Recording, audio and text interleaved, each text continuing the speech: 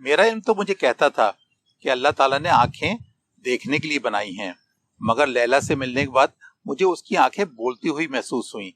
जब वो मेरी जानिब देखती तो मुझे ऐसा लगता कि चारों तरफ जल तरंग से बज उठे हों। उसकी आंखें मेरे लिए फिर वो खूबसूरत नगमा छेड़ देती, होश में न रहता। वो थी ऐसी अरब का चमकता दमकता हुस्न। अल्लाह ताला ने उसको बड़े प्यार से बनाया था और मुझे उसको देखने के बाद यकीन हो चला था कि अरब की हूरें क्यों इतनी मशहूर हैं। एक दिन उसके हाथ में कोक थी और मुझे उसके सुराहीदार गर्दन से मशरूब गुजरता हुआ नजर आ रहा था। पहली मर्तबा जब वो मेरे क्लिनिक में आई तो उसके हाथ पे हल्की सी एलर्जी थी, मगर मलका हुस्न को कहाँ ये गवारा था कि उसके जिस्म पे जरा सा भी निशान हो। मैं तो उसके हाथ की रगों को देख रहा था जिसमें से खून गर्दिश कर रहा था और वो खून अपनी किस्मत पर रश करते हुए, इठलाते हुए और रक्स करते हुए गर्दिश कर रहा था। मैं लैला की मोहब्बत में पागल हो चुका था। मुझे हर वक्त उसके ख्वाब दिखाई देते थे और मेरा जुनून आसमान पे पहुंच चुका था। न जाने वो कौन सा एक खूबसूरत सा मकाम था, चारों तरफ पेड़ पौधे और खूबसूरत खिले हुए फूल और जिनकी खुशबू चारों तरफ महक रही थी। माहौल पे एक वश तारी था और लैला मेरे सामने सफेद रंग के लिबास में खड़ी हुई मुस्कुरा रही थी।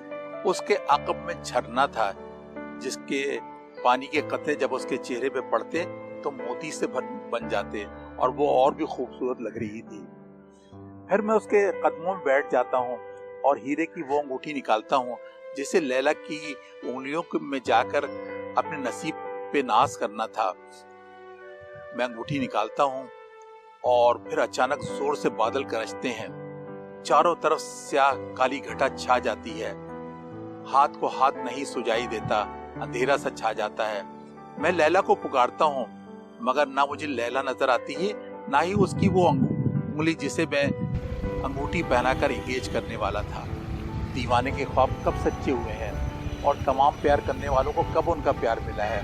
मैं तो उन लोगों की खुशकिस्मती पे नाज करता हूँ जिन्हें जिंदगी में उनका प्यार मिल जाता है। जब आसमान टूटता है तो दिल के हजारों टुकड़े होकर बिखर जाते हैं। फिर वो दिन ऐसा दिन होता है जब लैला अपनी फैंसी के हमरा मेरे क्लिनिक में दाखिल होती है।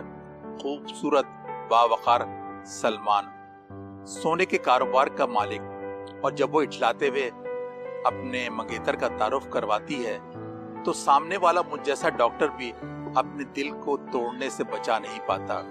और उस दिन मुझे यकीन हुआ कि दिल का काम सिर्फ 6 फीट के जिस्म में खून पंप करना नहीं बल्कि जिंदगी दौड़ाना भी है। और मेरी जिंदगी कब मेरी थी, मैं तो हर चीज लैला के सुपुर्द कर चुका था और लैला ने सलमान को अपनी जिंदगी बना लिया था। जब मेरा इश्क नाकामी की सरहदों को छूने लगा तो मैंने भी दियारे गैर की सरहद को पार करके अपने मुल्क की सरहद में कदम रखा। मैं 40 साल का हो चुका था। अम्मी अब्बू मेरे लिए चांद सी दुल्हन तलाश करने के लिए आसमान की सैरों को निकल गए थे। डॉक्टर अशर अरब, स्किन स्पेशलिस्ट। मामूलात जिंदगी बस सुबह शाम मरीजों को देखना, जिम जाना, अच्छी खुराक, अच्छा लिबास, अच्छी म्यूजिक, रोमांटिक म्यूजिक और रोमांटिक मूवीज देखना। लैला मेरे हवास पे ऐसी छाई हुई थी कि किसी और की गुंजाइश नहीं थी। न जाने वो जज्बात का कौन सा लम्हा था जब मैंने अपनी नाकाम इश्क की दास्तान अपने सबसे अजीज दोस्त डॉक्टर यासिर को सुना दी। उसका भी यही कहना था कि भाई तू सब कुछ भूल जा और नए सिरे से अपनी जिंदगी का आगाज कर, शादी कर ले, घर बसा ले। उसे क्या पता था किसी की याद में डूब कर माजी को याद करने में जो मजा है वो किसी और चीज में नहीं आता। ना ही कोई रोमांटिक सॉन्ग वश तारी करता है और ना ही कोई मूवी मजा देती है जब तक उसके हाफ में ट्रेजेडी ना हो। फिर लैला मेरी जिंदगी में ऐसी छाई हुई थी कि जिंदगी की 40 बहारें देखने के बाद मैं उसे भुला नहीं सका था। बस मेरा मामूली जिंदगी, सुबह शाम लैला को याद करना और माजी में खोकर सुकून हासिल करना था।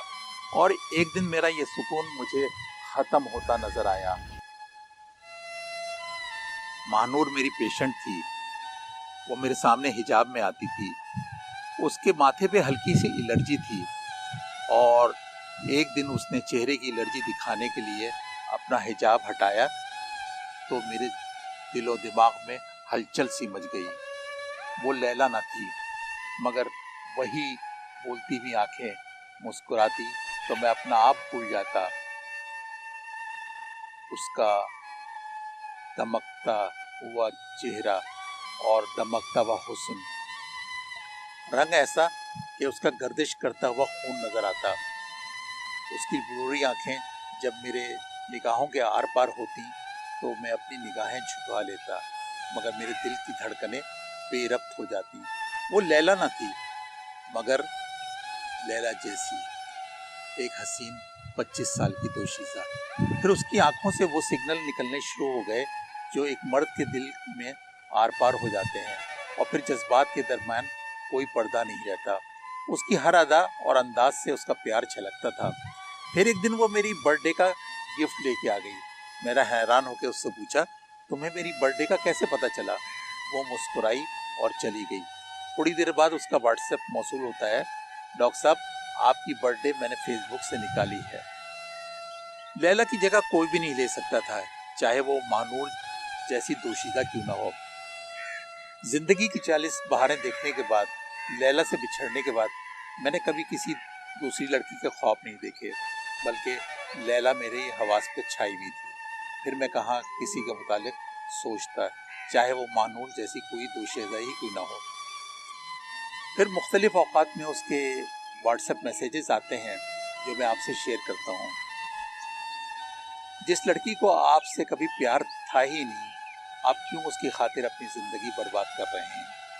फिर उसका दूसरा मैसेज था, जो कभी आपको चाहती ही नहीं थी, उसने आपकी जिंदगी को क्यों ऐसे मोड़ पर लाकर छोड़ दिया जहां हर तरफ खूबसूरत जिंदगी तो है मगर आप उसे देखना नहीं चाहते। फिर उसका मैसेज था, एक प्यार का नगमा है, मौजों की रवानी है, जिंदगी और कुछ भी नहीं, तेरी मेरी कहानी है। डॉक्टर अशर, यह आपका पसंदीदा नगमा है ना, मगर इसके आगे के बोल भी सुने। तूफान तो आना है, आकर चले जाना है, जीवन का मतलब तो बस आना हो और जाना है। जिसे जाना था वो चला गया और जो आपकी जिंदगी में आना चाहता है वो महानूर है। फिर उसका मैसेज था, मैं आपसे यकीनन उतनी ही मोहब्बत करती हूँ जितना आप किसी और से करते हैं, मगर उसे तो था ही नहीं और जिसे है वो आपकी जिंदगी की साथी बनना चाहती है।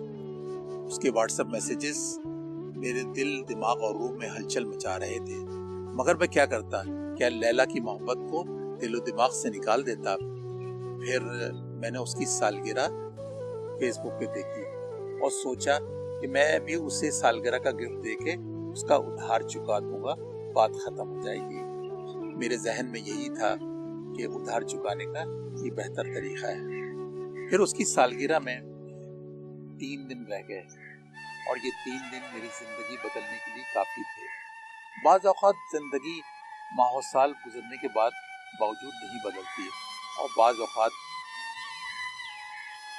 वक्त का पहिया घड़ी के निश्तर की तरह वक्त को काटते हुए गुजरता है और दिल वालों का खून ना भी बहे मगर जिगर लहू लहू हो जाता है। मैंने उसकी सालगिरह में चंद ही चाहने वालों को बुलाया। इससे पहले मेरे ये 3 दिन सोचते हुए गुजर गए। कभी मैं रोशनी में होता और कभी खूब अंधेरे में। आखिर उसकी सालगिरह का दिन आ ही गया।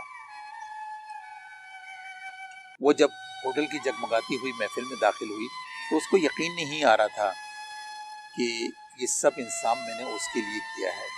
मगर क्यों? मेरा उससे क्या रिश्ता था? एक डॉक्टर और एक पेशेंट का नहीं, बल्कि आज मैं उसकी मोहब्बत को सिद्क़ दिल से तस्लीम करने जा रहा था। मैं उसे मिसेस अशर अरब बनाने जा रहा था। میں اسے بڑی خوبصورتی سے شادی کی پیشکش کرتا ہوں اور وہ میری مسز بن جاتی ہے۔ مہرنور مجھ سے بہت پیار کرتی ہے۔ میری کوشش ہے اور وعدہ ہے، کم از کم میں وعدہ اور کوشش تو کر سکتا ہوں کہ میں بھی اسے اتنا ہی پیار دوں گا، میں بھی اس سے اتنی ہی محبت کروں گا۔ شاید میری لیلا مہنوری ہے۔